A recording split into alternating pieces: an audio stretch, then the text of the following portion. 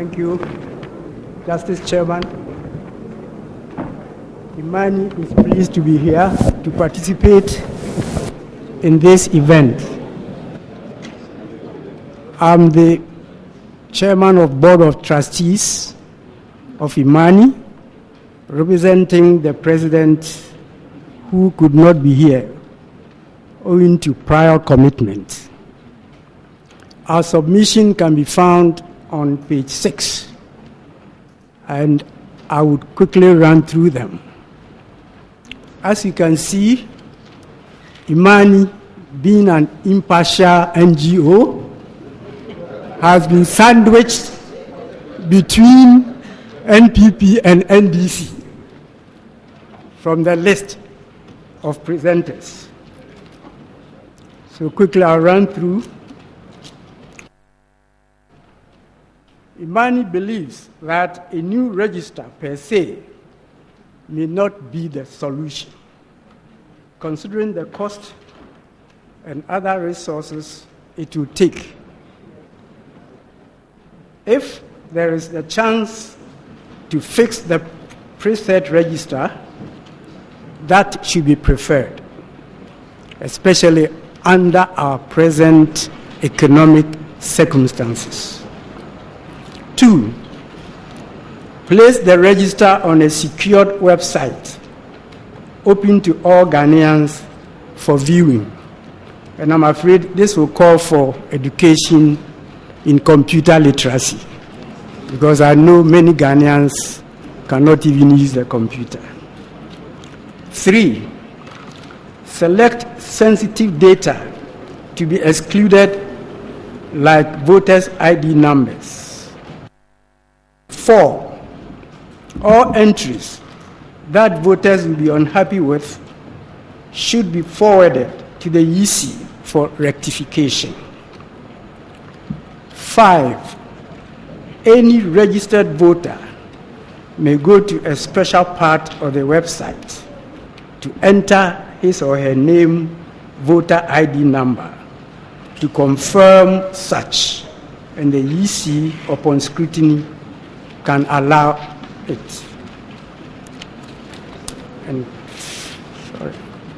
And finally, 6, the cleaned register shall be used for the 2016 elections and remain on the website throughout the period. My name is Sampoku, and I'm also the Chief Executive Officer of Business Council for Africa. Thank you very much.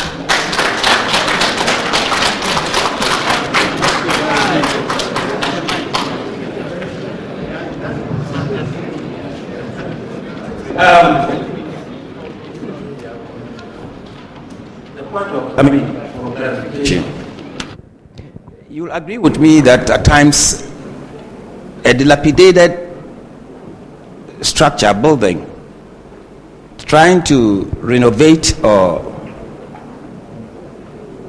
refurbish it becomes more expensive and economically not viable. Preferably, it's good to demolish it to put up a new structure. You have said that it's not economically, it's not worth going for a new register, but that we could do a kind of expansion and reservice the existing register in whatever porous form we find it, but we can rectify it. Now, to help us out as an NGO, you must have done a lot of analysis before coming to this conclusion. And as a source of guidance for all of us here, can you tell us how you came about the fact that it is more economical to expunge and clean this current register rather than bringing out a new register? Could you give us some details in terms of figures or what your deliberations led you to?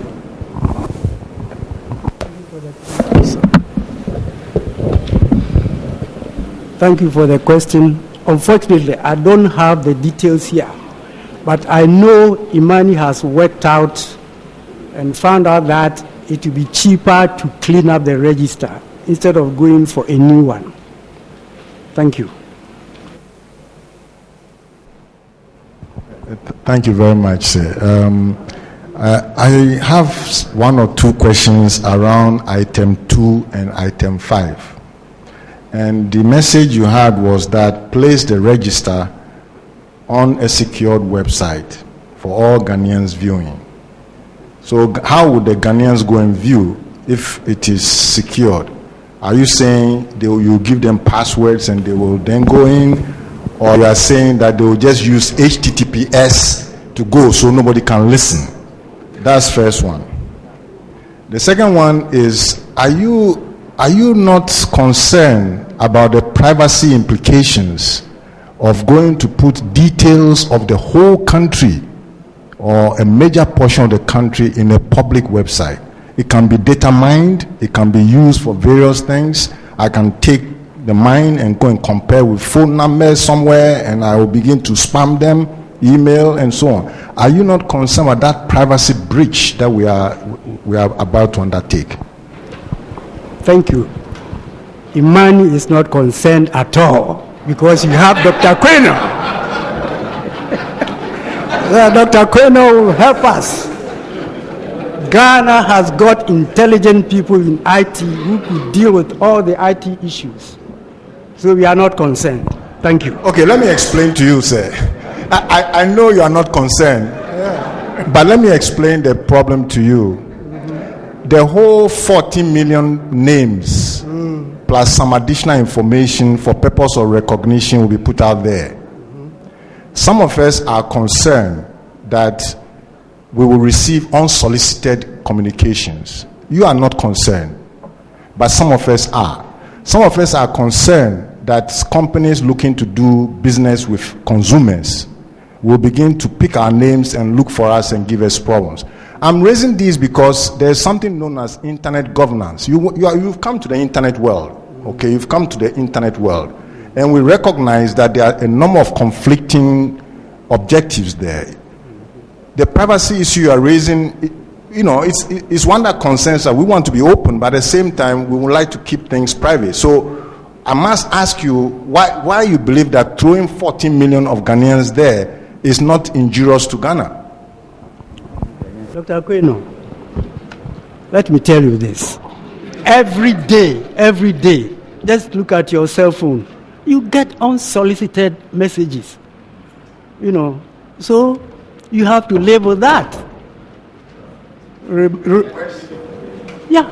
You remind me of a lecturer at Kumasi University of Science and Technology, Dr. Pra. He said, you take your car, you drive outside the village, and the food is cheap, you buy. At the end of it, he says, but the petrol. In your day. There is risk. As for internet, hacking, and all the rest of it, we have to live with it. You cannot avoid it. So please, let's make the best out of the situation.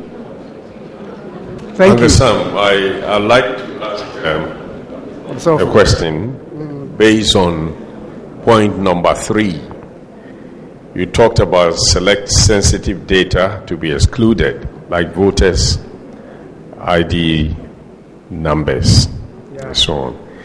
And I know that we do have problems. For example, in the presentation that was made, it became clear that the Supreme Court has said that we cannot use an NHIS card, the health insurance card for registration. So I'm sure that if the Electoral Commission is to do re-registration, they're not going to use that. But then how do you respond to those who say people have already used that card to obtain a voter's ID card?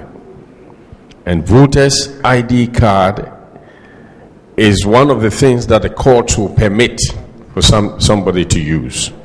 So if I've already used an NHIS card to obtain a voter's register, and then we are going to re-register, and I come with my voter's register, am I not doing the same? How have we thought about that, or are we going to suggest that all those who used the NHIS card to obtain voters register, their voters register, the voters ID card, their voters ID card should be nullified? Is that what is being suggested? Mr. Bente will assist with this one. Thank you very much, sir. My name is Kofi Bentel. I'm Vice President of Immani, Ghana. My understanding of the question is whether a registration made with an NHIS card is valid or not. Well, I'm trying to clarify, but I'm trying to simplify the question. And my understanding of the question is really a matter of law. That is, whether a registration made with an NHIS card is valid or not. That is my understanding of it. Because whether it will be expunged or not depends on the question of validity. So I want to find out whether that is the question or there's a clarification. My question is, assuming that we decide that we're going to clean the whole thing, and part of it will mean that, people will have to come. I know that we're using words like new and cleansing, but if you clean a register and you have something that is not the same as the original, you have a new register. For me, it's a matter of semantics. But if I have already registered with an illegal card, now an illegal card, it wasn't illegal then, and I have through that registration obtained a valid card, can I use that valid card for re-registration? In our view, it essentially is a matter of law. And I think that it happens to border around issues of whether an illegal act can ripen into a legal one, and whether a law can be applied retrospectively or prospectively. I think essentially, we have to come to a certain conclusion about that fact. But our view from Immani is this. If an error was committed in the beginning by using the NHIS cards, we must admit that all those entries are erroneous and anomalous. But whether that person should be struck off the voters register is another matter. And that matter happens to border on whether they are qualified to be voters or not. And our view is that if it turns out to be so, that they are qualified but they came in through the NHIS card, which now can be considered to be illegal, they must be given the opportunity to correct that error. So in a sense for us, that's part of the cleansing process. And with due respect, sir, if you cleanse something, it is in essence like a new thing, but it may not be a new thing. If I take my clothing to the laundry and it comes back clean, I have something like a new thing, but it is not new. So again, it's semantics, but this is very serious business, and our view is this. If we have a register of about 9 to 12 million people, the work involved, and I heard somebody talk about building a new structure and cleansing a new structure, the work involved cleaning may or may not be more difficult than building a new one. The determination of which of the two options is more difficult, more expensive, more expedient should be made by an august body like yours. But our view is this. It should not be said by anybody that a new register is by all means what we have to have. What we have to have is a credible register. And it may be that a new one will give us that. But that is not automatic. It may also be that even if out of the 9 million entries, 1 million of them are in error, cleansing 1 million may not be as difficult as redoing 9 million. So our viewpoint is that if you put this thing out, and I had a question about viewing and having an IT, skills to view, we don't think it's going to be that difficult. And there are political parties behind this whole process. So it should be possible over a 6-month period to go through the list in Ashanti region, in the Volta region, and in Cape Coast and make sure that your entry is there. It's just like going to the table to go and check. And in any case, that does not stop us from doing a physical verification of the register. The whole point is this: if there are entries in the register which some people or somebody or any group thinks is an entry that should not be there, they can list them, send them to the EC, and have them expunged, and we will have a register which we all can agree with. So this is simply our view. We can clean. I don't think it's impossible.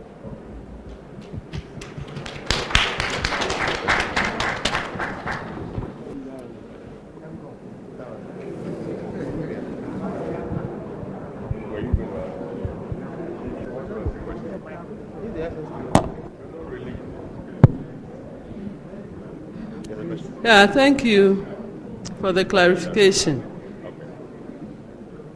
Given your emphasis on a credible register, what kind of premium would you put on a credible register? Because in your number one submission, you're saying considering cost. Is there a cost that would make it intolerable for us to consider new register, if that is what it takes to have a credible register, or you think that that should be scrapped, that idea should be shelved completely? And if it could be funded, would that then be an issue? If someone, a philanthropist, were to say, look, you are struggling, let me give you this money, and that is what it will take, is the new register a problematic one, or is just that cost is a problem and we think we should consider other options? Thank you, Madam. We like to look at the new register in terms of its value and in terms of the potential of not having a credible register. So the issue of costs, we've analyzed it in different ways. We think that indeed, that's an aside, but I think it's an important aside. It costs us too much in this country to compile a voters register. The kinds of monies that we pay to compile a list of 10 million people for the purpose of elections is way off base. And we think in that sense, therefore, that this issue of the National Identification Authority should be made first and very crucial in going forward as a country, because it shouldn't cost us that kind of money to compile a register. That being said, I understand the question. In my view, what you're asking is that, so will we put a certain number beyond which we will say it's too expensive to have a voters register? If a credible voters register is what we need to guarantee the peace of this country, there can be no value put on that. So to that extent, therefore, there will be no number. If we need a new register, then we ought to find the money to do it, because we can't break this country. But our view is that we should not have that ultimate fatalistic one whole view that says that this or nothing. We do believe that we can clean the register, but if we have to do a new register, we might as well do it now, but immediately it is possible, have one national ID that also doubles, so we can deal with the issue of cost. Then there's a principle that we think we should deal with as a country. Every 4 years we come to this table. We bring the whole sanctity of our nation, okay, in question. We put it in question. And we make it look as if we don't have a new voters register, we will not have a Ghana in a year. And we think we should deal with that problem. We can spend $200 million every 4 years compiling a list. So we need to solve that going forward. But directly, the answer to your question is that there can be no value put on the integrity of Ghana as a nation. So if that's what we have to do, we have to find the money to do it.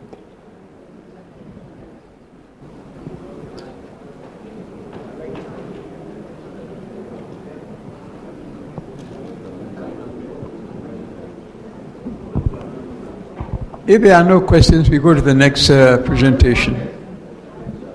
Make it short, please.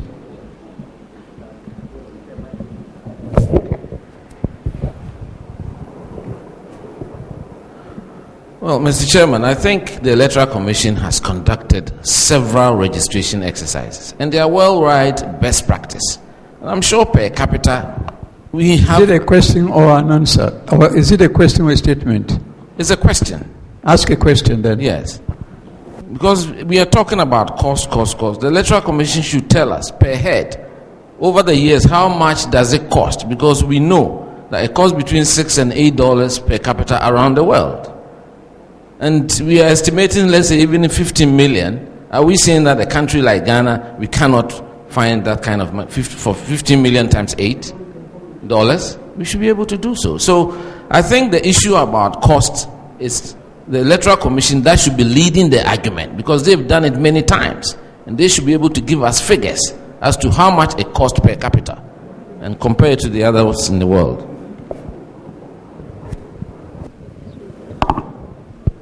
Can we have the next presentation, please?